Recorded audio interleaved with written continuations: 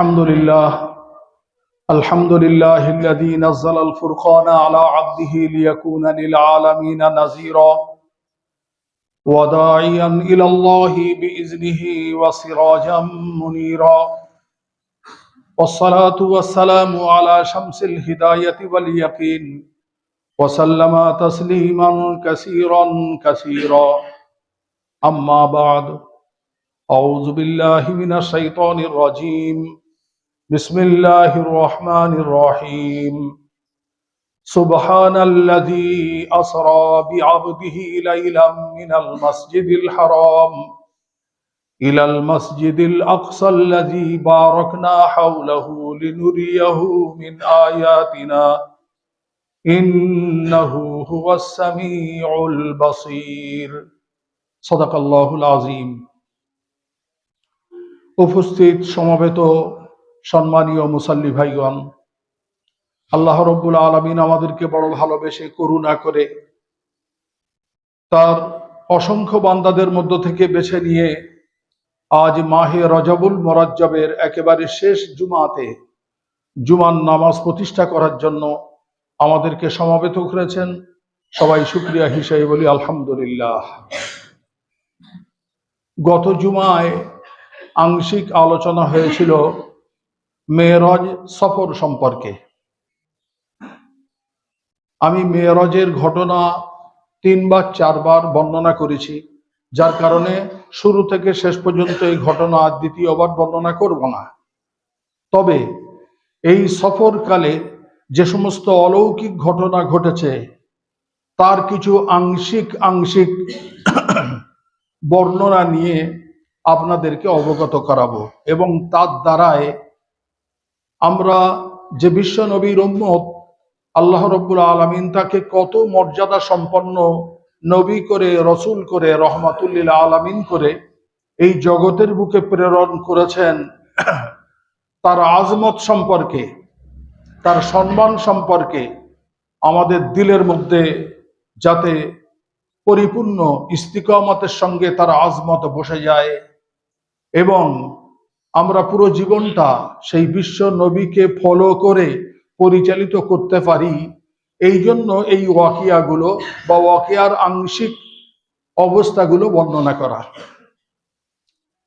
বিশ্ব নবী রহমাতুল লিল আলামিন সাল্লাল্লাহু আলাইহি ওয়াসাল্লামের সফরে যে মেরাজ, এটা তার অলৌকিক মুজিজার মধ্যে একটি অন্যতম মুজিজা। এবং এই সফরকালে যে অলৌকিক ঘটনা ঘটেছিল তার মধ্যে সর্বপ্রথম বলি যে বিশ্ব নবী রহমাতুল লিল আলামিন সাল্লাল্লাহু আলাইহি ওয়াসাল্লামের এই সফরটা আল্লাহ পাকের তরফ থেকে সরাসরি ছিল। তিনি শুধু আদেশ করেননি, বরং তিনি বিশ্ব নবীকে তার দরবারে নিয়ে যাওয়ার জন্য মেহমান এবং অতিথি হিসেবে আপ্যায়ন করে তার জন্য পরিবহন পাঠিয়েছেন। বলুন সুবহানাল্লাহ। তিনি শুধু আদেশ করে ছেড়ে দেননি যে আল্লাহর হাবিব সাল্লাল্লাহু আলাইহি ওয়াসাল্লামকে সম্বোধন করে আল্লাহ পাক এই কথা বলেননি যে আমার দরবারে আপনি আসুন, আপনার সঙ্গে দরকার আছে, আপনার সঙ্গে কথোপকথন আছে, এরকম বলেননি। আল্লাহ পাকের তরফ থেকে এইভাবে আদেশ করা হয়নি। তাকে আল্লাহ রব্বুল আলামিন সসম্মানে তার পক্ষ থেকে বিশেষ পরিবহন দিয়ে তার দরবারে নিয়ে যাওয়ার জন্য আল্লাহ পাকের দরবারে সবচেয়ে শক্তিশালী যে প্রতিনিধি হযরত জিবরিল আলাইহিস সালাতু ওয়াস সালাম, যার মাধ্যম দিয়ে প্রতি নবীর কাছে ওহী পাঠানো হয়েছে, এবং আল্লাহ পাক যত বড় বড় কাজ এই আলমে দুনিয়ার মধ্যে করেছেন হযরত জিবরিল আমিন মারফত। বলুন সুবহানাল্লাহ। সেই জিবরিল আমিনকে পরিবহন সহ পাঠিয়েছেন। তো এই মেরাজের সফরকালে 3 বার পরিবহনের পরিবর্তন হয়েছে। ভালো করে আমরা গৌরের সঙ্গে শুনি। 3 বার পরিবহনের পরিবর্তন হয়েছে। প্রথমবার তার জন্য বোরাক পাঠানো হয়েছে। সেই বোরাক কাবা শরীফ থেকে নিয়ে আর বাইতুল মুকদ্দাস পর্যন্ত প্রায় 500 মাইলের বেশি এই সময়টা বোরাকের উপরে পরিবহন করে তানাকে বাইতুল মুকাদ্দাসে নিয়ে যাওয়া হয়েছে। বলুন সুবহানাল্লাহ। বোরাকের সফর এই পর্যন্ত শেষ। সেখানে বাইতুল মুকাদ্দাসে বিশ্বনবী সাল্লাল্লাহু আলাইহি ওয়াসাল্লাম যাওয়ার পরে তিনি বাইতুল মুকাদ্দাসে ঢুকে তিনি 2 রাকাত তাহিয়াতুল মসজিদ নামাজ পড়লেন। তার কারণ তখন নামাজের জন্য কাবা ছিল বাইতুল মুকাদ্দাস। সর্বপ্রথম কাবা হচ্ছে বাইতুল মুকাদ্দাস, আমরা যেটাকে বলি ইসলামের পূর্ণ কাবা। তো বিশ্বনবী সাল্লাল্লাহু আলাইহি ওয়াসাল্লাম সেখানে অবতরণ করে তানার যে বোরাকটাকে বাঁধা হলো একটা বিশেষ স্থানে, অর্থাৎ বাইতুল মুকাদ্দাসের কোনো একটা কড়িতে, বালাতে সেই পরিবহনটা বাঁধা হয়েছিল। বর্তমান এখনো পর্যন্ত বাইতুল মুকাদ্দাসে সেই বালাটা সংরক্ষণ আছে, যে বালাতে বোরাক বাঁধা হয়েছিল। বলুন সুবহানাল্লাহ। আর আল্লাহ পাক এগুলো রেখেছেন কিয়ামত পর্যন্ত আনেওয়ালা উম্মত এই নিদর্শনগুলো দেখে অনুভব করে যে আল্লাহ পাক বিশ্ব নবীকে কি শ্রেষ্ঠত্ব এবং মর্যাদা দান করেছেন। তিনি বাইতুল মুকাদ্দাসে তাহিয়াতুল ওযু নামাজ পড়লেন। তারপরে তানাকে সেখান থেকে পরিবর্তন হলো। তানাকে আল্লাহ রাব্বুল আলামিন আসমানে তুলে নিলেন। কিসের মাধ্যমে? দ্বিতীয় পরিবহনের নাম হচ্ছে জিনা। সেই জিনা পরিবহনের মাধ্যমে আল্লাহ রাব্বুল আলামিন বাইতুল মুকাদ্দাস থেকে কি করলেন? আসমানে তুলে নিলেন। প্রথম যে বোরাকের সফর বাইতুল মুকাদ্দাস পর্যন্ত হয়েছিল, আরবি ভাষায় এটাকে ইসরা বলে। আরবি ভাষায় এটাকে ইসরা বলে। আর বাইতুল মুকাদ্দাস থেকে যখন আল্লাহ পাক আসমানে তুলে নিলেন, এটাকে আরবি ভাষায় বলে মেরাজ। বলুন সুবহানাল্লাহ। তো ইসরার পরিবহন ছিল বোরাক, আর মেরাজের পরিবহন হচ্ছে জিনা। এই জিনা কিরকম ধরনের? বর্তমান তাকে ফলো করে লিফট আবিষ্কার হয়েছে। লিফট আবিষ্কার হয়েছে তো মানুষের আবিষ্কার, একটা সূত্র ধরে লিফটটাকে আবিষ্কার করেছে। কিন্তু সেই জিনাটা কি ধরনের? আল্লাহ পাকের কুদরতি পরিবহন। তার স্পিরিট, তার দূরতা কত, একমাত্র আল্লাহ পাকই জানে। অত্যন্ত কম সময়ের মধ্যে তাকে প্রথম আসমান, দ্বিতীয় আসমান, তৃতীয়, এইরকম ভাবে সপ্তম আসমানে নিয়ে যাওয়া হলো সেই জিনার দ্বারায়। এর মধ্যে অনেক কিছু ঘটনা ঘটেছে। এর আগেও আমি বলে দিয়েছি প্রতি আসমানে কোন নবীর সঙ্গে দেখা হয়েছে, আমি তো সে ওয়াকিয়া বলবো না। তো দ্বিতীয় জিনার মাধ্যম দিয়ে আল্লাহ রাব্বুল আলামিন বিশ্ব নবীকে নিয়ে গেলেন শুধু সপ্তম আসমান নয়, সপ্তম আসমানে বাইতুল মামুর বলে একটা কাবা আছে, আসমানওয়ালাদের কাবা। সেই কাবাকে পরিদর্শন করানো হলো, দেখানো হলো। তার নাম হচ্ছে বাইতুল মামুর। সেই বাইতুল মামুর যে কাবা, একেবারে সেই সমান সমান জমিনে বাইতুল হারাম কাবা। বলুন সুবহানাল্লাহ। সেই বাইতুল মামুরে সর্বদা 70,000 ফেরেশতা তওয়াফ করছে। বলুন সুবহানাল্লাহ। যে ফেরেশতার একবার তওয়াফ করার জীবনে সুযোগ হয়েছে, তওয়াফ শেষ হয়ে যাওয়ার পরে আর তার জীবনে কোনোদিন সুযোগ আসবে না। অর্থাৎ প্রতি মুহূর্তে নতুন নতুন ফেরেশতারা সেই বাইতুল মামুরে তওয়াফ করছেন। বলুন সুবহানাল্লাহ। বাইতুল মামুর পরিদর্শন করার পর তানাকে নিয়ে যাওয়া হলো সেই জিনায় করে সিদরাতুল মুনতাহা। সিদরা শব্দের অর্থ হচ্ছে কুল গাছ, আর মুনতাহা মানে দুনিয়ার শেষ প্রান্ত, মানে তারপর আর দুনিয়ার আর কোনো প্রান্ত নেই, ওই পর্যন্ত লাস্ট, দুনিয়ার বর্ডার শেষ। ওই বর্ডারের পরে হচ্ছে আল্লাহ পাকের আরশে কুরসি। তো এই সিদরাতুল মুনতাহা থেকে নিয়ে আর আরশে কুরসি পর্যন্ত এই যে অংশটা, এটা হচ্ছে দুনিয়ার সীমার বাইরে, দুনিয়ার সীমার বাইরে। তো আল্লাহ রাব্বুল আলামিন জিনায় করে তাকে সিদরাতুল মুনতাহা পর্যন্ত নিয়ে গেলেন।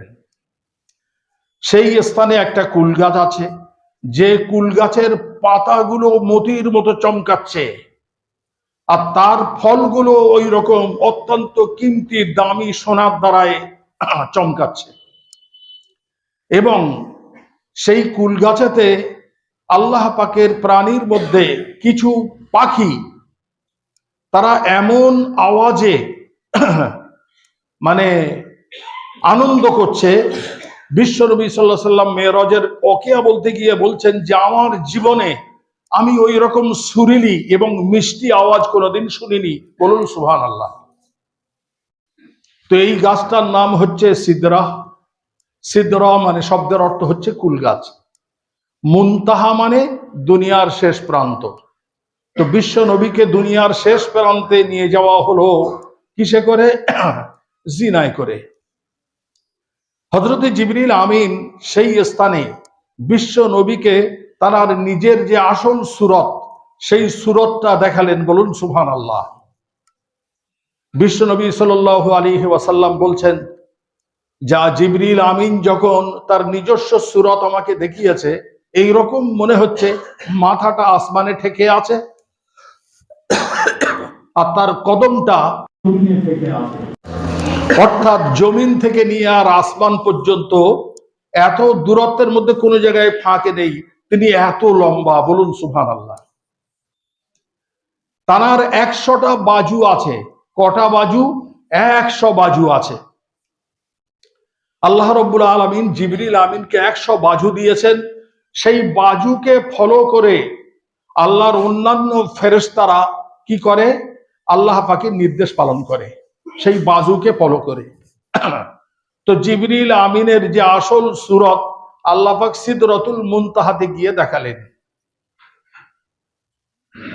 সিদরাতুল মুনতাহাতে যাওয়ার পরে আল্লাহ রাব্বুল আলামিন সেখান থেকে 3 নম্বর পরিবহন, যার নাম হচ্ছে রফরফ, এই সিদরাতুল মুনতাহা থেকে নিয়ে আর আল্লাহ পাকের আরশে কুরসি পর্যন্ত, আল্লাহ পাকের দরবার পর্যন্ত বিশ্ব নবীকে নিয়ে যাওয়া হলো রফরফে করে। বলুন সুবহানাল্লাহ। রফরফটার আকৃতিটা কেমন? তা বলছে দুনিয়ায় যেমন ধরনের পালকি আছে, পালকি আগেকার জমানায় বিয়ে হতো, বর আসতো পালকি করে, তো এই পালকি ধরনের সুরত মানে একটা আকৃতি, অনুমান তাফসীরের মধ্যে বর্ণনা করা হয়েছে। এবারে সেটা কি দিয়ে তৈরি, কেমন ধরনের, একমাত্র আল্লাহ রব্বুল আলামিন জানেন। হযরতে জিবরিল আমিন বললেন বিশ্ব নবীকে যে এই পর্যন্ত আমার অনুমতি শেষ, এরপরে পৃথিবীর আর কারোর যাওয়ার অধিকার নেই। একমাত্র এই রফরফ পরিবহনে আপনি আল্লাহ পাকের দরবারে যাবেন। এই জায়গায় আপনার আমি সঙ্গ দিতে পারবো না, আমি অপারগ, আল্লাহ পাকের তরফ থেকে আমার নির্দেশ নেই। বলুন সুবহানাল্লাহ। তো এই সিদরাতুল মুনতাহা সম্পর্কে তাফসীরের মধ্যে বর্ণনা করা হয়েছে যে আল্লাহ রাব্বুল আলামিন পৃথিবীর শেষ প্রান্তে নিয়ে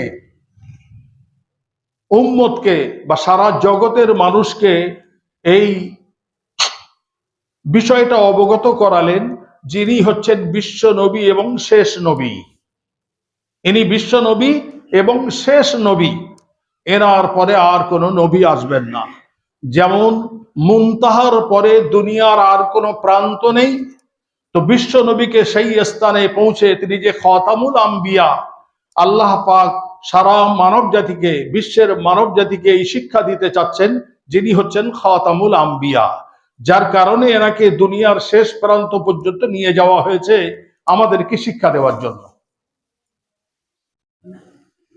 সেখান থেকে আল্লাহ পাকের দরবারে যে রফরফে করে নিয়ে যাওয়া হলো, আল্লাহ রাব্বুল আলামিন এই দুনিয়াতে লক্ষাধিক আম্বিয়া আলাইহিমুস সালাতু ওয়াস সালাম পাঠিয়েছেন। কোন নবীকে এই শান বা এই মর্যাদা দেওয়া হয়নি যে সিদরাতুল মুনতাহা টপকে তিনি আল্লাহ দরবারে যাবেন। আল্লাহ রাব্বুল আলামিন এর দ্বারাই কি শিক্ষা দিলেন? যে বিশ্ব নবী হচ্ছেন সমস্ত আম্বিয়া আলাইহিমুস সালাতু ওয়াস সালামের শ্রেষ্ঠ। বলুন সুবহানাল্লাহ। এখানে দুটো শিক্ষা হলো, সিদরাতুল মুনতাহার দ্বারা তিনি যে খাতামুল আম্বিয়া, এই শিক্ষাটা হলো, আর সিদরাতুল মুনতাহা থেকে রফরফে করে তাকে যে আল্লাহর দরবারে নিয়ে যাওয়া হলো, আল্লাহ পাকে নিয়ে গেলেন তিনি যে তামাম নবীর উপরে শ্রেষ্ঠ, এটা প্রকাশ করার জন্য। বলুন সুবহানাল্লাহ। আল্লাহ রাব্বুল আলামিন তারপরে, ঘটনা তো অনেক লম্বা চওড়া, তানাকে এবং তানার উম্মতকে একটা হাদিয়া করলেন, তোহফা করলেন। যখন কোনো খাস মেহমান কোনো আমন্ত্রিত হয় আর সেই বাড়িওয়ালার কাছে আসে, তো সেই মেহমানকে খোশ করার জন্য মেজবান অর্থাৎ বাড়িওয়ালা কি করে, এমন একটা বিশেষ জিনিস দিয়ে থাকে যেটা অবিকল্প, মানে যে হাদিয়াটা, যে পুরস্কারটা কোনো বিকল্প নেই। তো আল্লাহ রাব্বুল আলামিন বিশ্ব নবীকে অতিথি হিসেবে তার কাছে আপ্যায়ন করে নিয়ে গিয়েছেন। যেমন ভাবে আদর যত্ন করার, খাতির করার সবকিছু করেছেন, ফেরার সময় এক অবিকল্প হাদিয়া, যে হাদিয়াটার নাম হচ্ছে আসসালাত, নামাজ। নামাজ নামাজ বলুন সুবহানাল্লাহ। সেই নামাজটা কোরআনে পাকের আয়াতের দ্বারায় তিনি নামাজ পাঠাননি এবং বিশেষ কোনো ওহীর দ্বারায় পাঠানো হয়নি। সরাসরি আল্লাহ রাব্বুল আলামিন বিশ্ব নবীকে ডেকে এই নামাজ হাদিয়া স্বরূপ এই উম্মতকে দান করেছেন। বলুন সুবহানাল্লাহ। যার কারণে শরীয়তের যত আহকাম আছে এই উম্মতের উপরে, তার মধ্যে সর্বশ্রেষ্ঠ সবচেয়ে গুরুত্বপূর্ণ হুকুম হচ্ছে নামাজ, যাতে এই উম্মত এই নামাজের অত্যন্ত গুরুত্ব দেয়, অত্যন্ত পাবন্দি করে।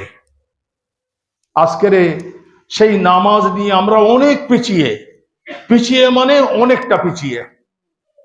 তার কারণ নামাজের যেই আজান হচ্ছে, আজান হয়ে যাওয়ার পরে একজন মোমেন বা একজন মুসলমান বা একজন নামাজি, তার যে তৎপরতা দরকার, আজান কানে যাওয়ার পরে যে তৎপরতা দরকার, কোনো হুঁশ নেই, কোনো গুরুত্ব নেই। আজান হচ্ছে, আমরা যে কাজে আছি, কেউ খেলায় আছি তো খেলায় আছি, ব্যবসায় আছি তো ব্যবসায় আছি, কেউ গালগপ্পে ফজুল কথায় মশগুল আছি তো মশগুল আছি। আজান হয়ে গেল, আজানের আওয়াজ কানে গেল, যাওয়ার পরে যে এই ইমানদারের একটা তৎপরতা, কোনো পরিবর্তন নেই। আল্লাহ রাব্বুল আলামিন নামাজকে মেরাজের রাত্রে সরাসরি বিশ্ব নবীকে দিয়ে তার গুরুত্ব দেওয়ার জন্য, যাতে প্রত্যেকটা উম্মত এই নামাজের গুরুত্ব দেয়, তার জন্য তিনি হাদিয়া স্বরূপ এটা পাঠিয়েছেন। একজন ইমানদার, একজন মুসলমান, সে যদি এই নামাজের গুরুত্ব না দেয়, তাহলে মনে করতে হবে যে আল্লাহ পাকের যে পুরস্কারের সে অবমাননা করলো, সে তুচ্ছ মনে করলো।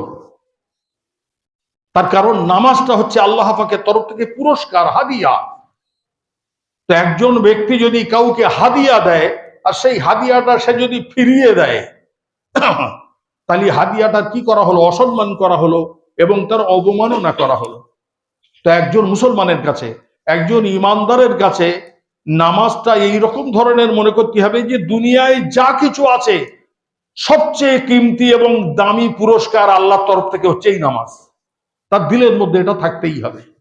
যদি থাকে এই আজমত, তবে সে প্রকৃত ইমানদার এবং প্রকৃত নামাজি। আল্লাহ পাকের এই হাদিয়াকে সে সম্মান করলো। ইনশাআল্লাহ আমরা সবাই সম্মান করব ইনশাআল্লাহ। বিশ্ব নবী সাল্লাল্লাহু আলাইহি ওয়াসাল্লামকে এই রাতে জান্নাত এবং দোজখ সরাসরি পরিদর্শন করানো হলো। তিনি জান্নাতও দেখলেন, দোজখও দেখলেন। তারপরে আমি অত্যন্ত সংক্ষেপ করে দিচ্ছি, তিনি মিরাজ থেকে ফিরে আসলেন। আল্লাহ পাকের দরবার থেকে ওই রফরফে করে সিদরাতুল মুনতাহায় আসলেন। আবার সিদরাতুল মুনতাহা থেকে নিচেই নেমে আসলেন কিসে? জিনাত দ্বারায়। আবার জিনাত দ্বারায় যখন নিচেই নেমে আসছেন, তো আল্লাহ রাব্বুল আলামিন বিশ্ব নবীর ইস্তেকবালে, যেমন একটা মেহমান যখন চলে যায় তো হাজার হাজার লক্ষ লক্ষ মানুষ, খাস মেহমান যদি হয়, তার পিছনে দৌড় দেয়, তাকে ইস্তেকবাল করে। তো আল্লাহ রাব্বুল আলামিন বিশ্ব নবীকে যখন অবতরণ করাচ্ছেন আসমান থেকে নিচে, তামাম আম্বিয়া আলাইহিমুস সালাতু ওয়াস সালামের আজসামকে সেখানে একত্রিত করে বিশ্ব নবীর ইস্তেকবালে পাঠিয়ে দিলেন। বলুন সুবহানাল্লাহ। বিশ্ব নবী সাল্লাল্লাহু আলাইহি ওয়াসাল্লাম সেই তামাম আম্বিয়া আলাইহিমুস সালাতু ওয়াস সালামকে নিয়ে তিনি বাইতুল মুকাদ্দাসে অবতরণ করলেন। অবতরণ করার পরে তাফসীরের মধ্যে এসেছে সেই সময় নামাজের সর্বপ্রথম ফরজ হওয়ার পরে প্রথম ওয়াক্ত এসছে ফজরের ওয়াক্ত। প্রথম ওয়াক্ত এসছে ফজরের ওয়াক্ত। তো সেই ফজরের ওয়াক্তে বিশ্বনবী সাল্লাল্লাহু আলাইহি ওয়াসাল্লাম ফজরের নামাজ বাইতুল মুকাদ্দাসে আদায় করলেন সমস্ত নবীকে নিয়ে। বলুন সুবহানাল্লাহ। তামাম আম্বিয়া আলাইহিমুস সালাতু ওয়াস সালাম বিশ্ব নবীকে ইক্তেদা করে, তাকে ইমাম মেনে তার পিছনে সর্বপ্রথম এই উম্মতের উপরে যে নামাজ ফরজ হয়েছে তার প্রথম ওয়াক্তের নামাজ তিনি আদায় করলেন। বলুন সুবহানাল্লাহ।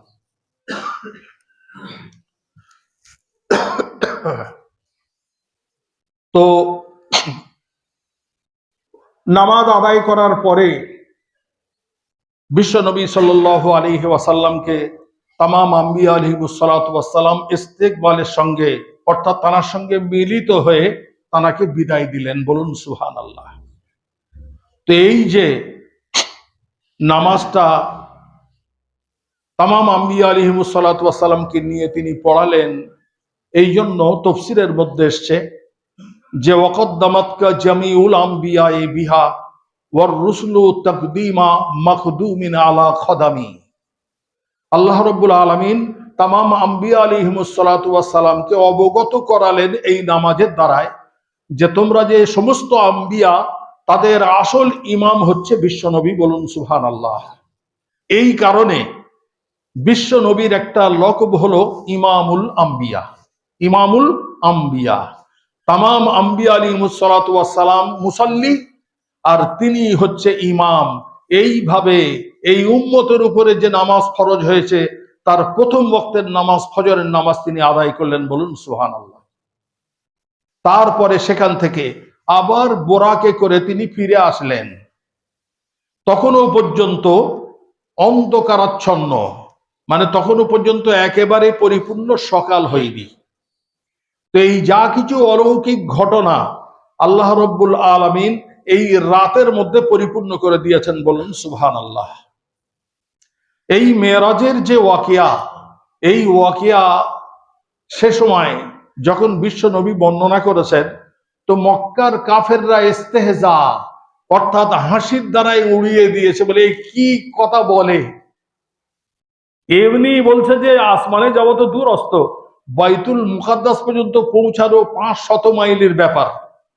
তো এই বাইতুল মুকাদ্দাসে যাওয়ার আশা এই রাতের মধ্যে তো সম্ভব নয়, বাকি ঘটনা কি করে হতে পারে। এইভাবে মক্কার কাফেররা উপহাস করে এটাকে উড়িয়ে দেওয়ার চেষ্টা করলেন। বিশ্ব নবী সাল্লাল্লাহু আলাইহি ওয়াসাল্লামের সাহাবায়ে কেরামদের মধ্যে সেই সময় হযরত আবু বকর সিদ্দিক রাদিয়াল্লাহু তাআলা আনহু তিনি বাজারে ছিলেন। তো কাফেরদের একটা দল তারা চিন্তা করলো যে এই সুযোগে আবু বকর রাদিয়াল্লাহু আনহুকে ভড়কানো হোক। গিয়ে বলছে যে তুমি যে যাকে নবী বলে মানো সে আজকের কি ঘটনা বলেছে জানো? বলে কি ঘটনা? বলে এইরকম মক্কা থেকে কাবা থেকে বাইতুল মুকাদ্দাসে গিয়েছে, সেখান থেকে 7টা আসমান টপকে সিদরাতুল মুনতাহা টপকে আল্লাহ পাকের দরবারে গিয়েছেন, জান্নাত দোজখ পরিদর্শন করেছে। এরকম আজগুবি ঘটনা সে বলছে। এ সম্পর্কে তুমি কি ধারণা করো? হযরত আবু বকর সিদ্দিক রাদিয়াল্লাহু তাআলা আনহু তিনি বললেন যে তোমরা যা বলছো এই কথা যদি বিশ্ব নবী জনাবে মুহাম্মদুর রাসূলুল্লাহ সাল্লাল্লাহু আলাইহি ওয়াসাল্লাম বলে থাকেন তাহলে এ ধ্রুব সত্য, এর মধ্যে কোনো সন্দেহের অবকাশ নেই। বলুন সুবহানাল্লাহ। আল্লাহ পাকের তরফ থেকে হযরত আবু বকর সিদ্দিক রাদিয়াল্লাহু তাআলা আনহুর এই সমর্থন, এই তাইদ, মানে কাফেরদের মুখ দিয়ে শুনে এই মেরাজের ওয়াকিয়াকে বিশ্বাস করা, এর উপরে ইয়াকিন করার কারণে আল্লাহ পাকের তরফ থেকে তার জন্য একটা আলাদা সার্টিফিকেট আসলো। সেই সার্টিফিকেট নাম হচ্ছে সিদ্দিক। বলুন সুবহানাল্লাহ। পরম চরম সত্যবাদী। এই কারণে আবু বকর রাদিয়াল্লাহু আনহুর নামের সাথে আমরা সংযুক্ত করি কি? সিদ্দিক। আবু বকর সিদ্দিক রাদিয়াল্লাহু তাআলা আনহু। যাই হোক, এই মেরাজের ওয়াকিয়া সম্পর্কে বিশ্ব নবী সাল্লাল্লাহু আলাইহি ওয়াসাল্লাম একবার ইসলামের দাওয়াত দেওয়ার জন্য রোমের যে বাদশাহ কায়সার, সেই কায়সারের কাছে একটা চিঠি পাঠিয়েছিলেন। আর এই যে ঘটনাটা, মেরাজের যে অলৌকিক ঘটনাটা, যে ধ্রুব সত্য এবং চরম সত্য, এই চিঠি পাঠাবার পরে যে ঘটনা ঘটেছিল সেই ঘটনাটা অনেক লম্বা। ইনশাল্লাহ আগামী জুমাতে বিশ্ব নবী যে চিঠিটা পাঠিয়েছিলেন তার মজমুন কি ছিল, আর রোমের যে বাদশাহ কায়সার সেই চিঠির পরিপ্রেক্ষিতে, পত্রের পরিপ্রেক্ষিতে তিনি কি পদক্ষেপ নিয়েছিলেন, এই ওয়াকিয়াটা ইনশাল্লাহ আগামী জুমায় আলোচনা করব। আজকের এ সময় হয়ে গিয়েছে। আল্লাহ রাব্বুল আলামিন আমাদেরকে যতটুকু বলার তৌফিক দিয়েছেন, শোনার তৌফিক দিয়েছেন, তার উপরে আমল করার তৌফিক দান করুন।